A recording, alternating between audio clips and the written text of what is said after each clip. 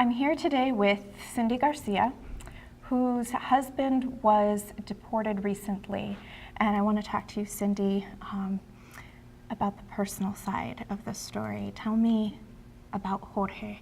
Oftentimes we watch these stories and we don't really get a connection, we don't get a background on the family. And I want to know from you, what is Jorge like as a husband and father? And As a father, Jorge's loving, he's caring, he's understanding. He was always there for the kids when they would come home from school, and if they had homework, he would help them. We were always cooking together in the kitchen, always bumping into each other. He was shy at times if he didn't know you, and he was reserved, but with the kids, he was totally different. He was always there for them, whatever they needed, he would encourage them and tell them, I'm always here for you. And as a husband, he was loving, he was understanding. He was dealing with me in my moods half the time. And he always said, we're one. And I said, yeah, we're one, we're not two. So even though he's far away, we're still one. It's got to be incredibly difficult for you and for your kids. And I can see your emotion, obviously. How are the kids doing?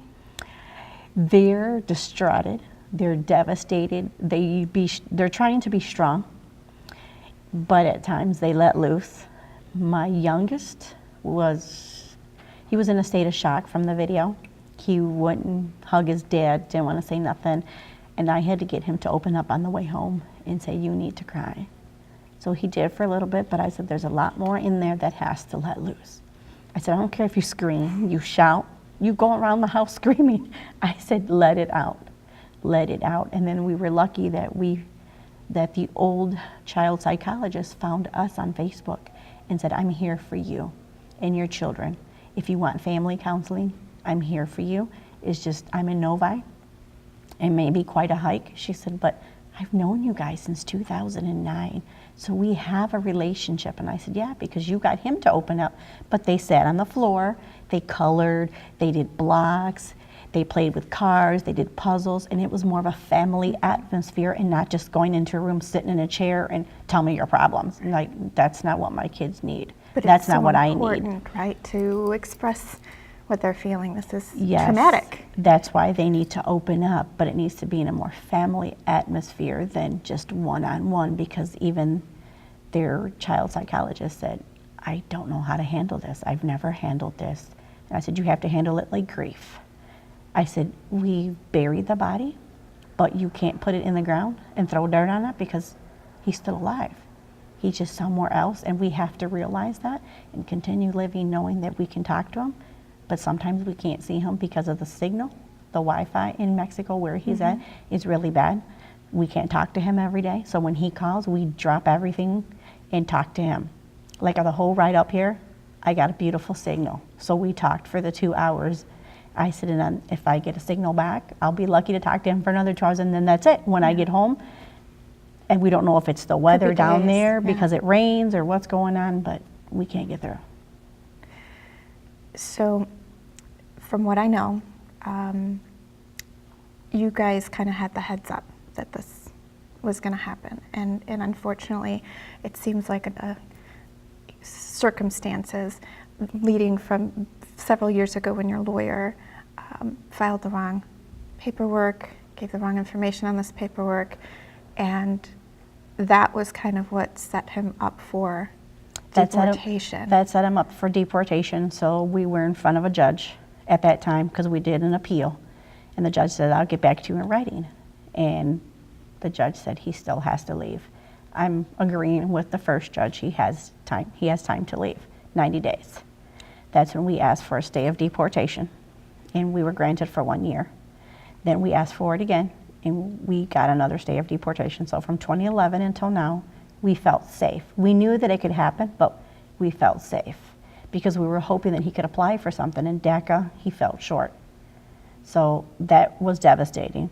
I said, and then when we went into the office and immigration looked at us and said, we're going to detain him, turned pale, turned white. My husband did too, and I'm like, we drove 2 cars. That's all that kept going through my head.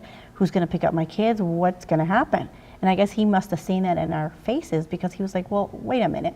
So he stepped out of the office, came back, and he said, okay, I'm gonna give you a little bit of time. Go and get me an airplane ticket with an itinerary saying that he's leaving the day after Thanksgiving. So it was devastating that we knew that after Thanksgiving he was leaving.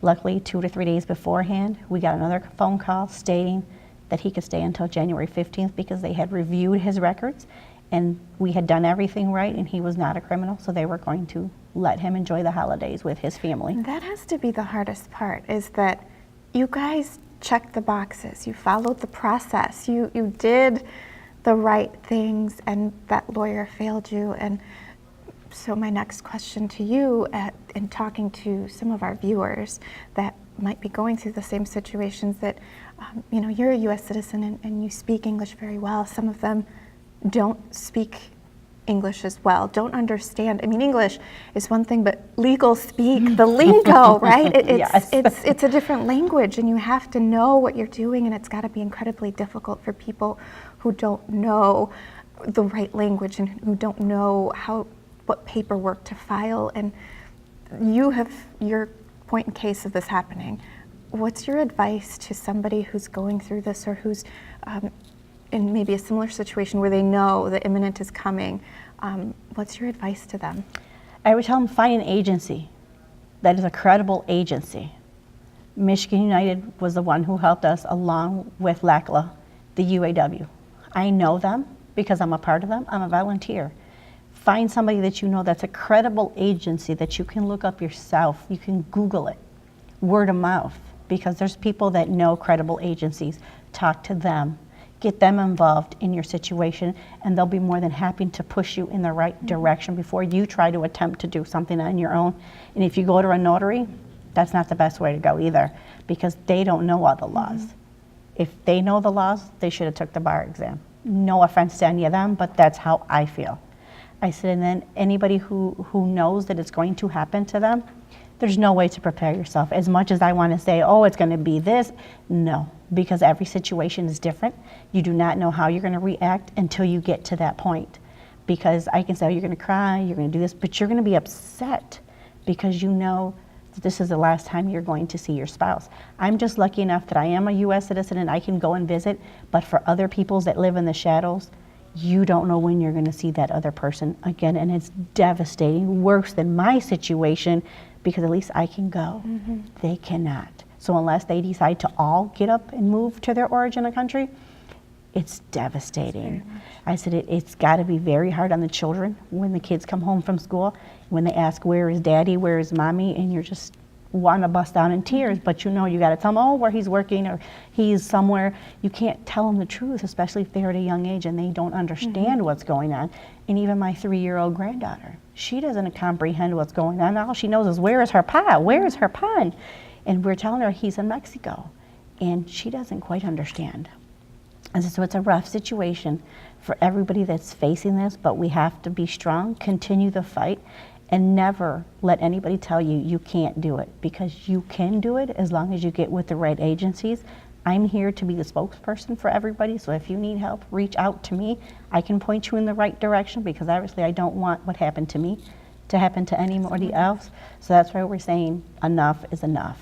Let's fix the problem, let's sit down, let's negotiate, and let's push forward now, because we can't go backwards in time. You're a very strong woman. I Thank admire you. And Thank spoken you. like a true Latina. Don't let them tell you, no, you can do it. There's a way. Cindy, thank you so much for taking the time to talk to us today. Thank you. I appreciate it. Thank you. Good luck. Thank you.